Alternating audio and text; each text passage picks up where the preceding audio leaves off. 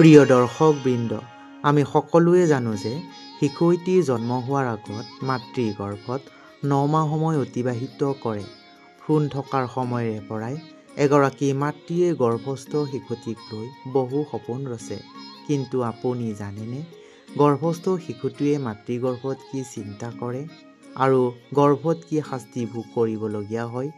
যদি এই বিষয়ে জ্ঞাত নহয়, তেন্তে ভিডিঅ'টি অৱশ্যে চাব, কিয়নো গৰুড় পুৰাণত জীৱন মৃত্যু, স্বৰ্গ নৰক, পাপ পুণ্য, মোক্ষ অৰ্থাৎ মুক্তি পোৱাৰ উপায়ৰ লগতে এইটোও কোৱা হৈছে যে শিশুটি মাতৃগৰ্ভত কি কি কষ্ট ভোগ কৰিবলগীয়া হয় আৰু গৰ্ভস্থ জীৱই কিদৰে ভগৱানক স্মৰণ কৰে।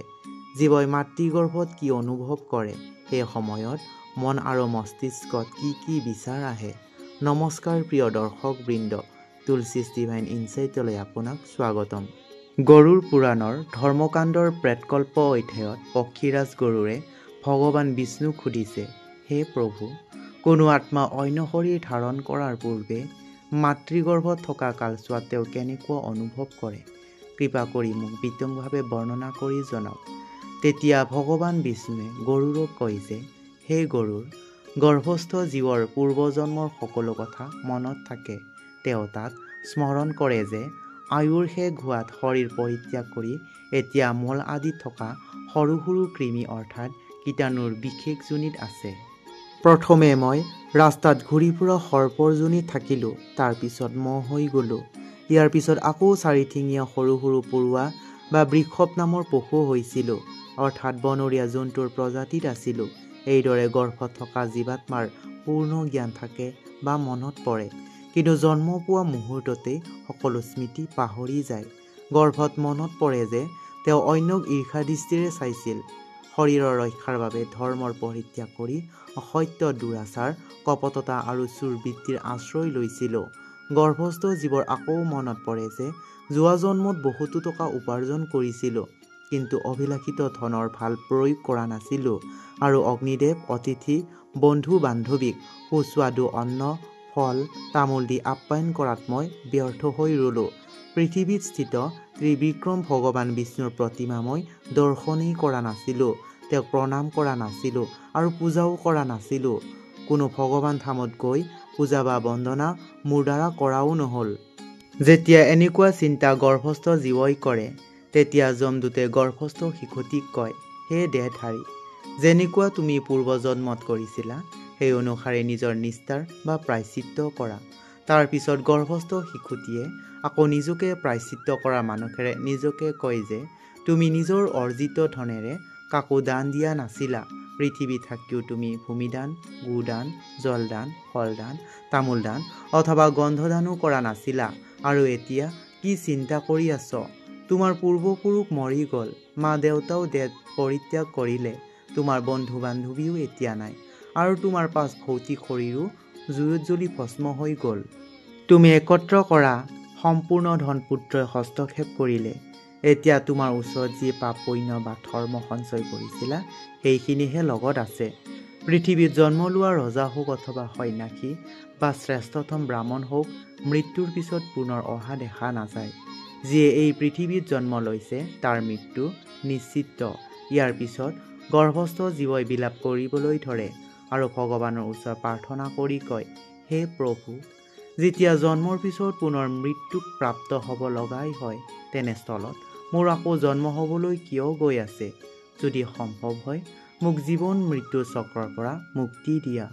গৰুড় পুৰাণ অনুসাৰে মাতৃগৰ্ভত পালিত হৈ থকা শিশুটিয়ে ভগৱানক কয় যে মই এই গৰ্ভৰ পৰা বাহিৰলৈ যাব নিবিচাৰোঁ, কিয়নো বাহিৰলৈ গ'লে পাপ কৰ্ম কৰিব লগা হয়, যাৰ দ্বাৰা নৰক যান্ত্ৰণা প্ৰাপ্ত হয়। এইকাৰণে বহুত দুখত ভাগি পৰিছোঁ। আত্মাই ভগৱানক আকৌ কয় যে হে দয়াময়, মায়াৰ এই জগতত পুনৰ আবদ্ধ হ'ম, এই কষ্টৰ পৰা মুক্তি দিয়া। আগৰ জীৱনত কৰা পাপৰ বাবে আজি মই যান্ত্ৰণা সহিব লগা হৈছে, কিন্তু দয়াময়, মই আৰু এই জীৱন মৃত্যুত পৰি থাকিব নিবিচাৰোঁ। আপোনাৰ চৰণত শৰণ ল'বলৈ আজীৱন চেষ্টা কৰিম। মাতৃগৰ্ভত থকা 9 মাহ কালছোৱাত জীৱই ভগৱানক প্ৰতিটো মুহূৰ্ততে প্ৰাৰ্থনা কৰিয়েই থাকে, কিন্তু সময় সম্পূৰ্ণ হোৱাৰ লগে লগে যেতিয়া প্ৰসূতিৰ সময়ত বায়ুৰ দ্বাৰা বাহিৰলৈ ওলাই আহে তেতিয়া শিশুৰ একোৱেই মনত নাথাকে। ছায়েন্সৰ মতে মাতৃগৰ্ভৰ পৰা অহা সময়ত শিশুটিৰ মূৰত বা মস্তিষ্কত কষ্ট পোৱা বাবে একো মনত নাথাকে বুলি কয়।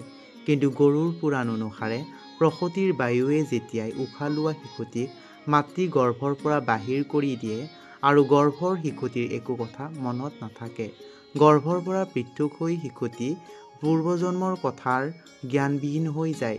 সেইকাৰণে তেওঁৰ জন্মৰ সময়ত কান্দে। এইবিলাকৰ উপৰিও গৰুড় পুৰাণত ভগৱান বিষ্ণুৱে এইটোও কৈছে যে যেতিয়া শিশু গৰ্ভত 6 মাহ হৈ যায় তেতিয়া সেই শিশুটিয়ে ভোক তৃষ্ণাক অনুভৱ কৰে, মাতৃগৰ্ভত স্থান পৰিৱৰ্তন কৰিবলৈ ধৰে। মাতৃয়ে যি খায় সেইখিনি শিশুৰ কোমল ছালৰ ওপৰেৰে পাৰ হৈ যায়। এই কষ্টৰ বাবে শিশুটি বহুবাৰ গৰ্ভতে বেহুচ হৈ পৰে। 6 মাহৰ পিছত গৰ্ভস্থ শিশুটিৰ মূৰ তলৰ ফালে আৰু ভৰি ওপৰ হৈ যায়। এনেকুৱা স্থিতিত বিচাৰিও গৰ্ভস্থ জীৱই ইফাল সিফাল ঘূৰিব নোৱাৰে। তেতিয়া শিশুটি পিঞ্জৰাত আবদ্ধ চৰাইৰ দৰে অনুভৱ কৰে। এই স্থিতিত শিশুটি আকৌ ঈশ্বৰক স্তুতি কৰিবলৈ ধৰে আৰু কয়, হে লক্ষ্মীপতি ভগৱান বিষ্ণু, মই আপোনাৰ শৰণাপন্ন হৈছোঁ। হে ভগৱান, এই মোহৰ পৰা বাহিৰ হৈ তোমাৰ চৰণৰ স্মৰণ কৰি এনেকুৱা কাৰ্য কৰিম যাৰ দ্বাৰা মই মুক্তি পাব পাৰোঁ। ইয়াৰ পিছত গৰ্ভস্থ জীৱই ওচৰে পাজৰে লেতেৰা দেখি আকৌ ভগৱানক প্ৰাৰ্থনা কৰি কয়, হে প্ৰভু, মোক কেতিয়া ইয়াৰ পৰা বাহিৰ কৰি দিবা। আৰু শেষত ভগৱান বিষ্ণুৱে পক্ষীৰাজক কয়, যি জীৱাত্মাই গৰ্ভত যেনেকুৱা চিন্তন কৰে শৰীৰধাৰী তেনেকুৱা জন্ম লৈ শিশু যৌৱন বৃদ্ধ অৱস্থাক প্ৰাপ্ত হয়। যদি গৰ্ভত চিন্তন কৰা কথা সাংসাৰিক মোহ মায়াৰ বাবে স্মৃতিত নাহে তেতিয়া পুনৰ মৃত্যুৰ সময়ত সেই চিন্তন পুনৰ মনত পৰে। যদি শৰীৰ নষ্ট হোৱাৰ পিছতো হৃদয়ত এই চিন্তন থাকি যায় তেতিয়া পুনৰ গৰ্ভত গ'লে সেই জীৱাত্মাই সেইটোকে আকৌ স্মৰণ কৰাটো নিশ্চিত। প্ৰিয় দৰ্শকবৃন্দ, আশা কৰোঁ আমাৰ এই ভিডিঅ'টি আপুনি পচন্দ কৰিছে। যদি পচন্দ কৰিছে ভিডিঅ'টি লাইক আৰু শ্বেয়াৰ কৰে যেন। আৰু যদি আমাৰ চেনেলটি আপুনি এতিয়ালৈকে ছাবস্ক্ৰাইব কৰা নাই এতিয়াই ছাবস্ক্ৰাইব কৰি লওক। আমাৰ ফেচবুক পেজখনো ফ'ল' কৰি দিব। আজিলৈ এইখিনিয়ে। আপোনাৰ পৰা বিদায় লৈ ভিডিঅ'টিক শেষলৈকে চোৱাৰ বাবে আপোনাক বহুত বহুত ধন্যবাদ। জয় শ্ৰীকৃষ্ণ।